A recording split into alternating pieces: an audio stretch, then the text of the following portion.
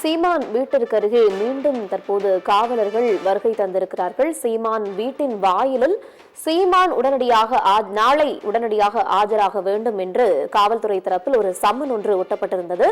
இதையடுத்து அந்த சீமான் வீட்டிற்குள்ளிருந்து வெளியே வந்த ஒரு நபர் அந்த சம்மனை கிழித்து விட்டார்கள். இந்த காட்சி சற்று நேரத்திற்கு முன்னர் முதல் காட்சியாக சத்தியம் தொலைக்காட்சியில் ஒளிபரப்பு செய்யப்பட்டது. இதுகுறித்து தற்போது தகவல் அறிந்த காவலர்கள் அந்த நபரை அங்கிருந்து அழைத்து செல்ல முற்படுவதாக தற்போதைய அந்த வீடியோ காட்சியில் நமக்கு தெரிய வருகிறது.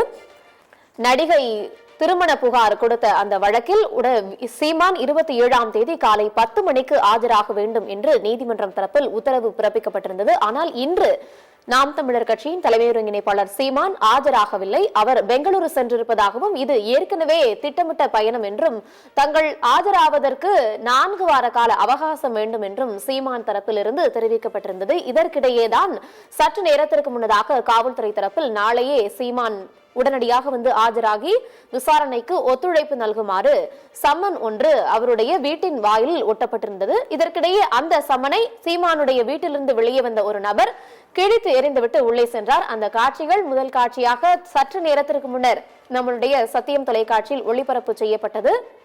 இந்த சூழலில் தற்போது இது தொடர்பாக காவல்துறைக்கு தகவல் கிடைக்கப்பெற்ற நிலையில் மீண்டும் சம்பவ இடத்திற்கு விரைந்து வந்த காவல்துறை அதிகாரிகள் சம்மனை கிழித்த அந்த நபரை அங்கிருந்து அழைத்து செல்லக்கூடிய அந்த காட்சியானது நமக்கு கிடைக்கப்பெற்றிருக்கிறது. அப்போது அந்த நபர் அந்த காவல்துறைக்கு ஒத்துழைப்பு நல்காத காரணத்தால் அவர்கள் வலுக்கட்டாயமாக அந்த நபரை இழுத்து செல்லக்கூடிய ஒரு சூழல் தற்போது நிலவி வருகிறது.